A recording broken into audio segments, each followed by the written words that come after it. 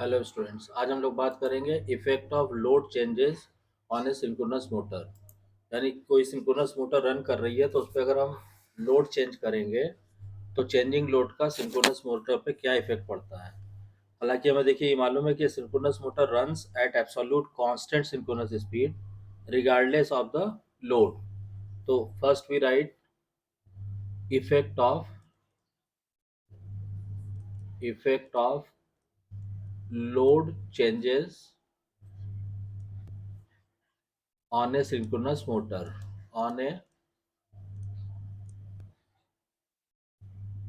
synchronous motor।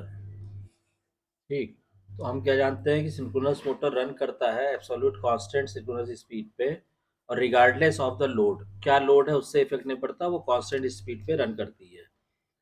अब load change का क्या इफेक्ट पड़ता है उसको हम एग्जामिन करते हैं। तो सबसे पहले हमने क्या किया, let us consider a synchronous motor operating initially with a leading power factor. ठीक है, तो लीडिंग पावर फैक्टर होगा तो इसका अगर हम फेजर डायग्राम ड्रॉ करेंगे तो मान लीजिए ये हमारा, सपोज कीजिए V हुआ। ठीक, ये EF हो गया। तो इस केस में IA एक्सेस ये होगा,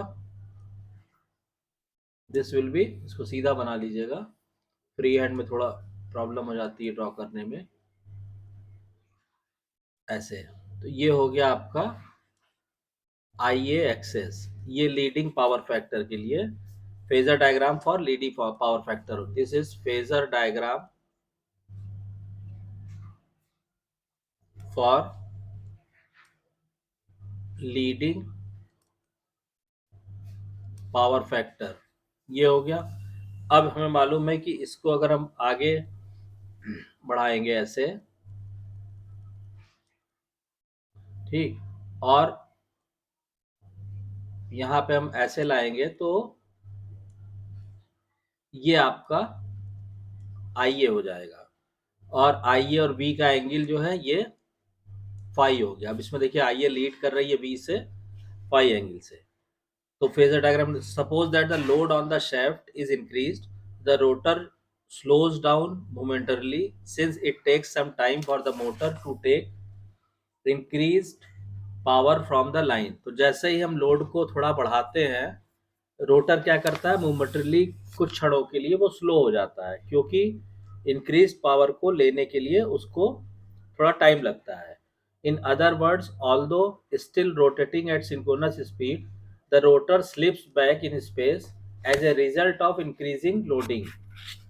In this process, the torque angle delta becomes larger and therefore the induced torque। तो इंड्यूस टॉर्क क्या होता है?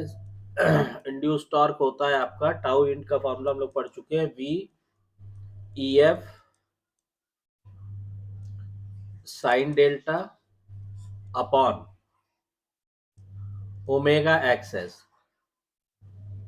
तो इसमें क्या होता है, in this process the torque angle delta becomes larger and therefore the induced torque increases. तो साइन डेल्टा की वैल्यू इंक्रीज करेगी तो साइन डेल्टा की वैल्यू इंक्रीज करेगी, तो टाउ जो इंड्यूस्ड टॉर्क है वो भी इंक्रीज करेगा।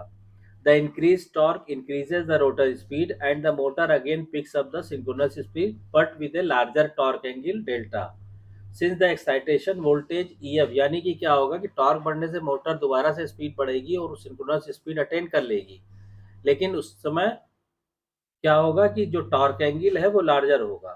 Since the excitation voltage EF is proportional to phi omega, it only depends upon the field current and the speed of the motor। Since the motor is moving with a constant synchronous speed and since the field current is also untouched, the field current remains constant. Therefore, the magnitude of excitation voltage mod of EF remains constant with the change in load on the shaft। यानी कुल मिला के क्या हुआ कि हमें मालूम है कि पावर इज इक्वल टू क्या हो गया, V into EF sine delta upon x s, ये बराबर हो गया V into IA cos phi. अब उसमें इसका मतलब यहां से क्या हो गया, EF sine delta is equal to क्या आ जाएगा, x s upon V into p, या इसको अगर हम के मान लें तो ये हो जाएगा के पी, वेयर एक्सेस जो सिंक्रोनस स्पीड है डिवाइडेड बाय वी वोल्टेज, ये क्या हो गया, इनका रेशियो भी एक कांस्टेंट हो गया। ठीक है, तो इसका मतलब क्या हुआ कि this relation show that the increase in p increases e f sine delta and i a cos phi, यानी पावर हम इंक्रीज करेंगे तो ई एफ साइन डेल्टा भी इंक्रीज करेगा और आई ए कॉस फाई भी इंक्रीज करेगा। अब इसका अगर आप लोकस ई एफ ड्रॉ करना चाहें तो इसको आप एक फिगर से ऐसे दिखा सकते हैं कि सपोज कीजिए हमने ये लिया कि सब ये मान लीजिए हो गया हमारा, ये वोल्टेज लिया हमने V, दिस इज V। ठीक है, उसके बाद हमने IA1 IA2 IA3, तो पहले हमने ये बनाया IA1। ठीक है, अब IA1 के केस में क्या होगा कि आपका EF1 हो गया,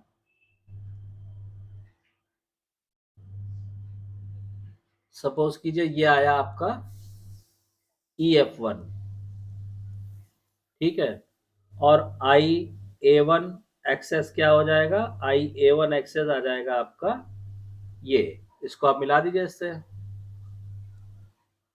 ये हो गया IA1 एक्सेस। ठीक, अब उसके बाद ये तो IA1 करंट के लिए हो गया। अब दूसरी करंट हमने लिया, मान लीजिए IA2, तो IA2 के लिए जब हम लेंगे, सपोज कीजिए IA2 ये हो गया IA2। अब इसको जब आप ड्रॉ करेंगे तो मान लीजिए EF2 आपका आ गया यहाँ पे, दिस इज EF2। अब यहां से आप मिलाएंगे इसको, ये आ जाएगा IA2 एक्सेस। ठीक, फिर सिमिलरली मान लीजिए IA3 cos phi equal to unity हो गया, ये हमने ले लिया या दूसरे कलर से इसको लेते हैं, ये लिया हमने, मान लीजिए ये आ गया हमारा IA3। अब IA3 के लिए EF3 जो आएगा हमारा वो हो जाएगा, सपोज कीजिए यहाँ पे इस तरह, ये हो गया EF3। अब EF3 से आप इसको जोड़ेंगे V को, ये हो जाएगा IA3 एक्सेस। ठीक, और फिर ऐसे ही IA4 मान लीजिए, अब ये लैगिंग आ गया तो अब दूसरा कलर से लेते हैं, IA4 सपोज कीजिए ये हो गया, ये हमने दिखाया IA4। तो EF4 कैसे आएगा, EF4 मान लीजिए आ गया यहाँ पे ऐसे, दिस इज EF4। अब इससे V को मिला दीजिए, ये हो गया, ये क्या हो गया, ये हो गया IA4 एक्सेस। ठीक, तो इसको ड्रॉ करने का पर्पस क्या है, अगर हम लोकस ऑफ EF देखें तो देखिए लोकस ऑफ EF क्या आ रहा है यहाँ पे, लोकस ऑफ EF आ रहा है, ये सारे पॉइंट्स आप मिलाइए, ये ये ये ये और ऐसे ही चला जाएगा, तो ये हो गया आपका लोकस ऑफ EF। ठीक, अब ये जो EF1 वाला पॉइंट है इसको आप इंक्रीज करिए। ठीक, फिर EF2 वाला मान लीजिए आपने बढ़ा दिया ऐसे, फिर EF3 वाला मान लीजिए आपने बढ़ा दिया ऐसे, और फिर EF4 वाला पॉइंट आपने बढ़ा दिया ऐसे। तो अब ये जो डिस्टेंस आएगा, ठीक है, सपोज कीजिए यहां से हमने लिया ये, तो अब ये जो डिस्टेंस आएगा, ये डिस्टेंस हो जाएगा आपका KP1, ये हो गया आपका KP1। ठीक, सिमिलरली ये हो गया आपका KP2। ठीक है, फिर ये हो गया KP3, और फिर ये हो जाएगा आपका KP4। ठीक, तो इस तरह से आप क्या करेंगे कि इस फिगर से आप लोकस ऑफ EF देख सकते हैं कि ईएफ का लोकस इस तरह आ रहा है। अब इसमें एक चीज और ध्यान देने वाली वो ये है कि इस फिगर में देखिए कि with the increase of the load the quantity j i a x s goes on increasing so that the relation V equal to e f plus j i a x s is satisfied and therefore the armature current I a also increases. जैसे जैसे हम load बढ़ा रहे हैं वैसे वैसे armature current बढ़ रही है। और एक चीज इसमें ध्यान देने वाली है कि जो पावर फैक्टर एंगल फाई है वो भी आपका चेंज होता जा रहा है। भाई पहले केस में आप देख रहे हैं, पहले केस में फाई ये है आई ए वन और बी के बीच, दूसरे में ये है, तीसरे में जीरो है और चौथे में ये है। तो जो पावर फैक्टर एंगल फाई है वो भी चेंज हो रहा है। It becomes less and less leading and then becomes more and more lagging. तो पावर फैक्टर एंगल जो है लीडिंग के केस में देख रहे हैं, पहले इतना था अभी इतना ही रह गया। तो लीडिंग के केस में तो कम हो रहा है, लीडिंग के केस में ये लेस हो रहा है, क्या चीज, पावर फैक्टर एंगल। और लैगिंग के केस में ये बढ़ता जा रहा है, क्योंकि जैसे जैसे आप लैगिंग करंट देखिए, लैगिंग केस में ये आई ए फोर, ये देख रहे हैं इतना हो गया, अभी आई ए फाइव लेंगे तो और बढ़ जाएगा। तो ये सारे पॉइंट्स आपको ध्यान देने वाले हैं। अब इसमें कुछ जो पॉइंट्स है वो आप नोट कर लीजिए कि when the load on a synchronous motor is increased, उसमें क्या क्या होता है कि the motor continues to run at synchronous speed, पहली चीज। दूसरी चीज क्या है, the torque angle delta increases. तीसरी चीज क्या है कि the excitation voltage E F remains constant, E F constant रहता है। और चौथी चीज क्या है, the armature current I A drawn from the supply increases. और फिफ्थ है the phase angle phi increases in the lagging direction. अब इस चीज को आप चाहे तो मैं शॉर्ट में लिख भी दे रहा हूँ कि the motor continues to run at synchronous, motor जो है एनएस स्पीड पे ही रन करती है इंक्रीजिंग लोड के साथ, विद इंक्रीजिंग लोड। ठीक है, ये हो गया। दूसरा क्या है, टॉर्क एंगल इंक्रीज करता है। तीसरा क्या है, excitation voltage E F constant रहता है। चौथा पॉइंट क्या है, आर्मेचर करंट भी इंक्रीज करती है। और पांचवा पॉइंट क्या है कि फाई लैगिंग डायरेक्शन में इंक्रीज करता है और लीडिंग डायरेक्शन में डिक्रीज करता है। तो ये इफेक्ट पड़ता है लोड चेंजिंग का सिंक्रोनस मोटर पे। There is a limit to the mechanical load that can be applied to a synchronous motor. As the load is increased, the torque angle delta also increases till a stage is reached when the rotor is pulled out of synchronism and the motor is stopped.